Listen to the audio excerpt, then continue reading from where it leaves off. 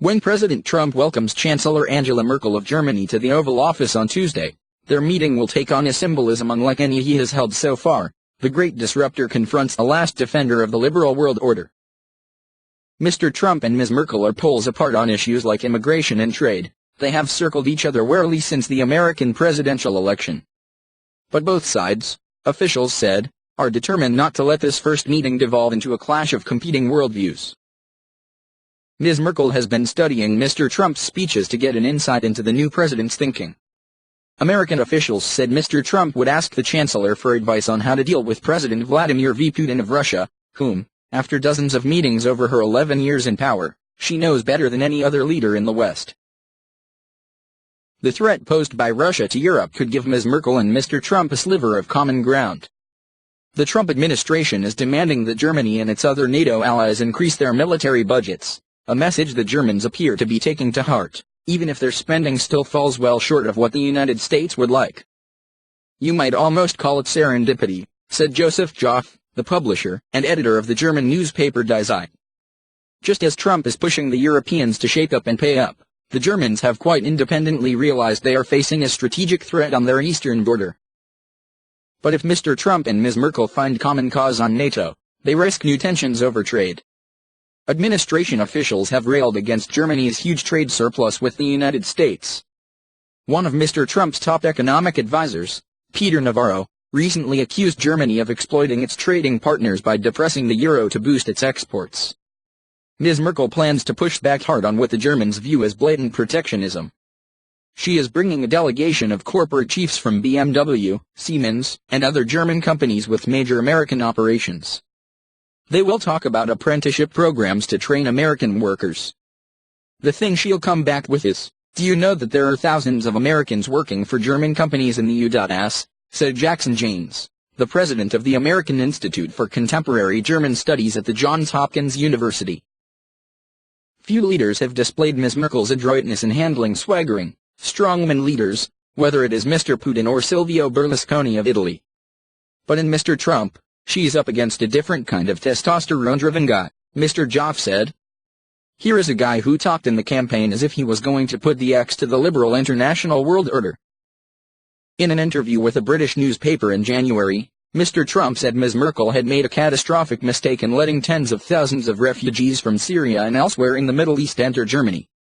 "I respect her and I like her, but I think it was a mistake," he said. "People made mistakes, but I think it was a really big mistake." He declined to say whether he would support Ms. Merkel in running for a fourth term as Chancellor, a position repeated by a senior administration official who briefed reporters about her visit on Friday. It was a stark contrast to Ms. Merkel's relationship with President Barack Obama, one of his closest with any foreign leader.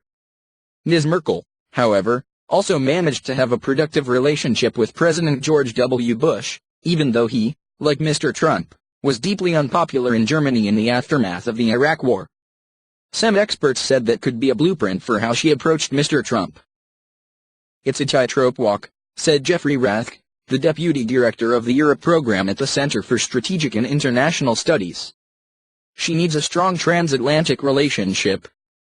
But," he added, "she doesn't want to be too close to the U.S. administration." Ms. Merkel has studiously avoided a confrontation with Mr. Trump. She said she would judge him by his actions rather than his words. And she has dismissed as absurd the suggestion that she was the last bastion of a liberal world order, a label that would put her at odds with Mr. Trump. When Mr. Trump first announced his temporary travel ban on people from 7 predominantly Muslim countries in January, Ms. Merkel patiently explained to him over the phone that the Geneva Conventions oblige countries to protect refugees of war on humanitarian grounds. In their briefing on Friday, White House officials said they expected a robust exchange between Mr. Trump and Ms. Merkel on issues ranging from the European Union and the financing of NATO to trade and the campaign against the Islamic State.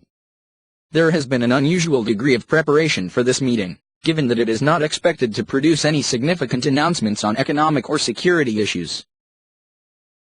For the Germans, however, the Trump White House remains something of a riddle.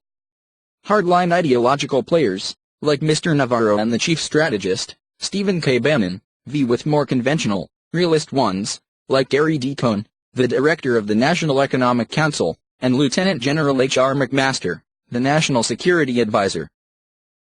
Mr. Navarro, for example, complains that Germany uses unequal treatment of a tax rebate on its exports to disadvantage American exports. Mr. Bannon told a visiting German diplomat that the White House viewed the European Union as a flawed construct and preferred to negotiate with Germany and other European countries one-on-one. The problem is that Germany, as a member of the European Union, cannot legally negotiate its own trade agreements with the United States. On Friday, another senior administration official who did not want to be identified conceded that point, saying that any new trade deal with Germany would have to be negotiated with the European Union. But that official also said Mr. Trump would raise Germany's persistent trade surplus with Ms. Merkel. The Chancellor is likely to make a fervent case for the European Union, not just as an economic bloc but also as a political project that has brought peace and prosperity to Europe. White House officials said Friday that Mr. Trump would not be shy about his views of Brussels, but that the United States wanted to keep a strong partnership with it. Perhaps the most delicate topic for the two leaders will be Russia. Questions about link between Mr. Trump's presidential campaign and Russia continue to hang over him, while Ms. Merkel is preparing to run for re-election in a Germany that is fearful that the Russian government will meddle in its campaign like it did in the United States.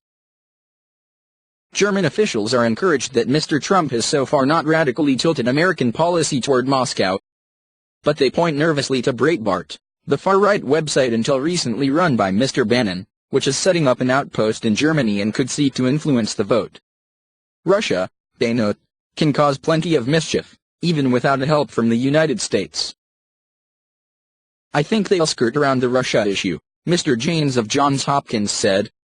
They'll stay at 30,000 feet.